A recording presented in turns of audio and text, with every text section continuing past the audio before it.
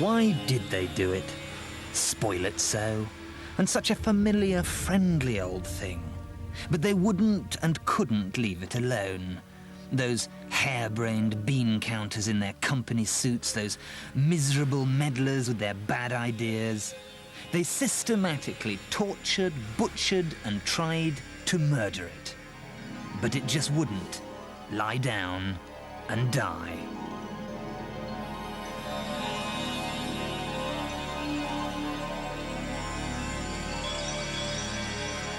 The MGB had charmed us for too long.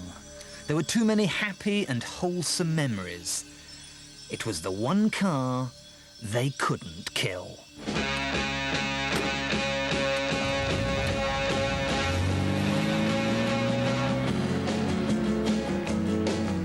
The boys watch the girls while the girls watch the boys who watch the girls go by. This jolly little car wasn't just charming, cheerful and charismatic. For a while it was the world's best-selling sports car. But through a sorry catalogue of mistakes, muck-ups and corporate fecklessness, what started as a perfectly reasonable little machine ended up robustly ruined. The MGB story is an awful warning that allowing committees and corporations to design motor cars is a lot like opening the china shop door to a herd of wildebeest. It's keeping track of the pack, watching. The MGB debuted in 1962 and was rightly greeted with all the superlatives going. A smash hit from day one, it marked the civilization of the sports car. Two-seaters had always been rough, raucous, drafty and damp. But the B changed all that. It was low, snorty, multi-carburetted, and it had a heater and wind-up windows. The first time I saw the lines of the MGB from my drawing coming out on the quarter scale, it went through into the paint shop. And then it comes back and there's your complete motor car with scaled down wheels, windscreen, everything. I really felt then, yeah, we got something. At just £950, it was a complete wow. With a chromium grin, leather seats and that big nautical steering wheel, it had a classy carelessness. Plus, it was safe, predictable and well-mannered. By '65, BMC had sold 80,000, all of them soft tops. MG's engineers had been trying to put a pretty hard top on the B, but never quite got it right. It wasn't until Italian stylist Pininfarina was drafted in that things started to look happier. In one of the deftest styling coups ever, he put on a metal roof that looked so good, it was immediately dubbed the poor man's Aston Martin, the MGB GT.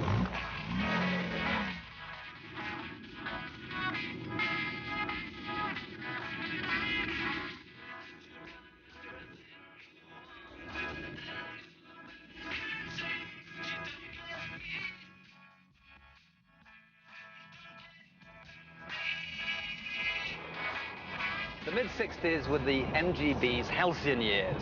BMC had got it exactly right.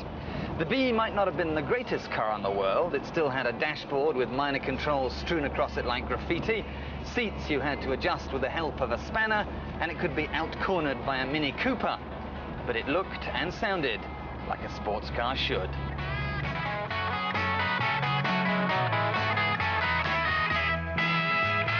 I'm really glad I chose the GT because that's the main reason why I've been able to keep it. It's much more practical for me. I've now got some children, they can ride in the back, it's still possible. And I've used it as a day-to-day car. I use it every day all the time, winter, summer, whatever. And the GT has served, it was a prototype hatchback and it's served me very well. It's something essentially British, old-fashioned, anachronistic, but it's nice. It's an honest car, a comfortable, like an old tweed jacket. And this tweedy old thing brought sports cars to the popular imagination. At long last, here was a machine you didn't have to suffer to own, which is precisely why 3 out of 5 MGBs ended up in America. The American market was probably what dictated the whole design of the car. At that time, it was by far the biggest market for all MGs altogether, and has been so since just after the end of the war. And they all responded to any demand that was made by the American distributors.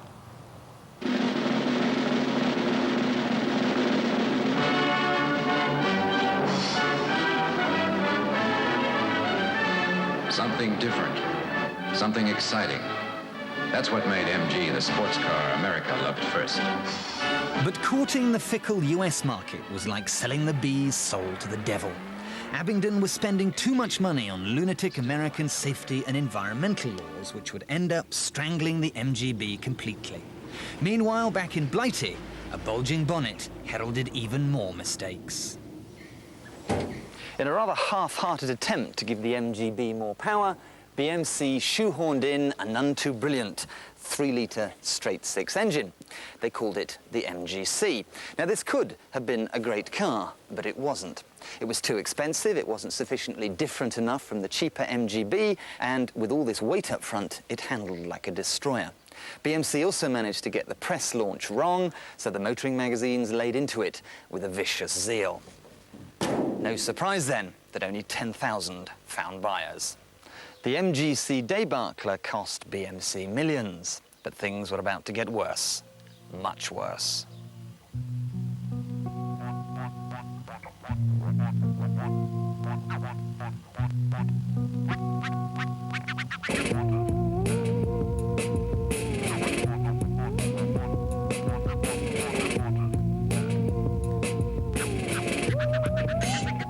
In 1968, BMC was gobbled up by British Leyland, who began a process of corporate vandalism from which the MGB would never recover. Gone forever were the natty leather seats, slatted grinning grille, and vintage wire wheels. And as for putting those pernicious blue badges on the wings, that was the cruelest cut of all.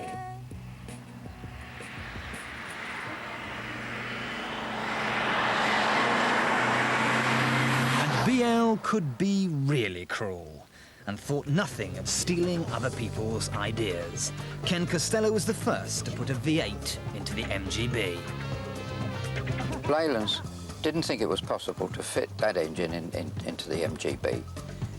I decided that it was possible, and to that end, I did it, and it was successful. And Leyland, having read the road test, and in fact tried the car, they decided to produce their own. So they stole your idea? Exactly. His car is the blueprint for whatever followed on before, and anything else that came afterwards is obviously a copy of a Costello idea. And what's it like? It's brilliant, absolutely brilliant. It's exhilarating, very, very fast, frighteningly fast. And I don't think I'd ever part with it. Love the car. BL stopped supplying Costello with engines and brought out a V8 of their own. It was one of the finest MGBs ever, but drove smack into the fuel crisis of 1973. The mistakes were mounting, and the millions were hemorrhaging away.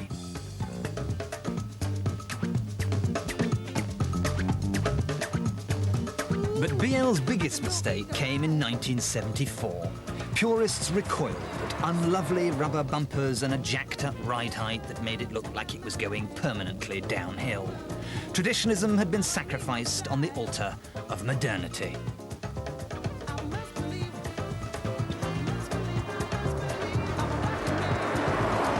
We hated doing it, of course, because one of the problems was that the MGB is so low, and the regulation is designed to suit American cars, so the bumper heights are between 16 and 20 inches. Well, we were way below there. The later American cars were hopeless. They were so low powered they wouldn't pull the skin off a rice pudding or whatever they eat in America. BL tried a little product placement. You're a very wonderful human being, Paddy. But a terrible kangaroo. You do like me a little, then? I like you a lot. But then I like Beethoven a lot.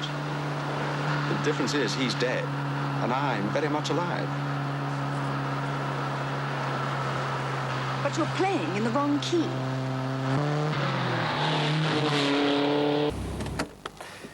So just how dire were those last MGBs? Well, let's start with those seats. The ridiculous deck chair striped brine island abominations were nothing more than a blow to the optic nerve. And the interior? A sorry stew of bits robbed from other BL relics. Switches from Austin Allegros and door handles from Morris Marinas. As for those urethane bumpers, grotesque is the only word. and only a 2-year-old would have tried to jolly the car along with his infantile stick-on stripes. BL had taken a once elegant little car and made it look like it had been designed by Hugh Hefner and Liberace. That's right! Get up and boogie. Get up and boogie.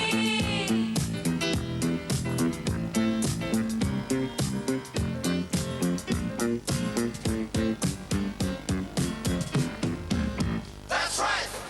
Even the Americans said enough was enough. By 1980, thousands of unsold MGBs languished in the US. Abingdon was losing £400,000 a week. On October 21st, 1981, the last MGB rolled quietly off the line. I can't live if living is without you. I can't live. I can't give anymore. The world's most popular two-seater was dead. When the closure of the factory at Abingdon was announced on Black Monday, there was anger, dismay and fury. We couldn't understand why the MG name and the MG sports car, which had been synonymous with Britain and sports cars since the 1920s, famous throughout the whole world, was just going to be curtailed just like that.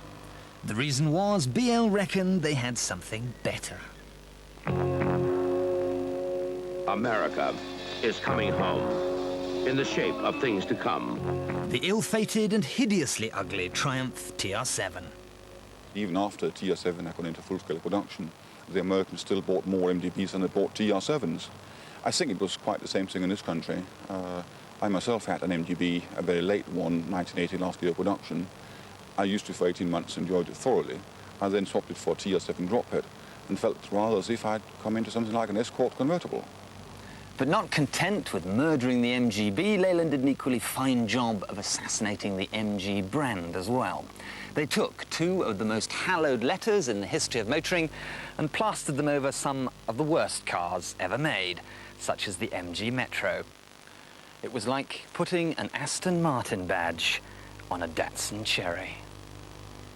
But Britain's favourite sports car was too popular to fade away.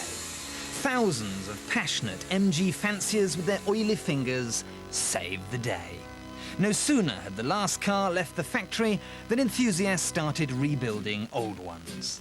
Soon, a huge MGB industry mushroomed and every part needed to build a brand new one was remanufactured. If British Leyland wouldn't build it, the ordinary enthusiast would have to do it himself. I bought the car in October 1986 from one neighbour. I gave him £400 for it as a wreck. I took the car completely to pieces, sent it to a local restorer to have the body shell restored, and from when it returned, I then built the car back myself. Well, I've always been keen on motoring things, I must admit. That really is my interest and hobby, always has been all my life, from the day I took the front wheel out of my bicycle when I was about 9 years old and my father had to put it back again. Well, I used to fly aeroplanes a long time ago, and I've always felt it's the next best thing, and considerably cheaper than flying aeroplanes. By the late 80s, the MGB had become a cult car. It had risen heroically from the dead and proved once and for all that those magical letters, MG, could still be a market force. And it was Rover who brought the MG brand back with a bang with the nostalgic MG RV8 of 1993. The RV8 was important in the sense that it gave what I would call a bit of steel back to MG. And in a way, it was also necessary to make an overstatement about MG and MG's performance in order to counter the relative weakness of the performance of the Metros and the Maestros and so on. But the £25,000, 135-mile-an-hour RV8 wasn't new wine in an old bottle.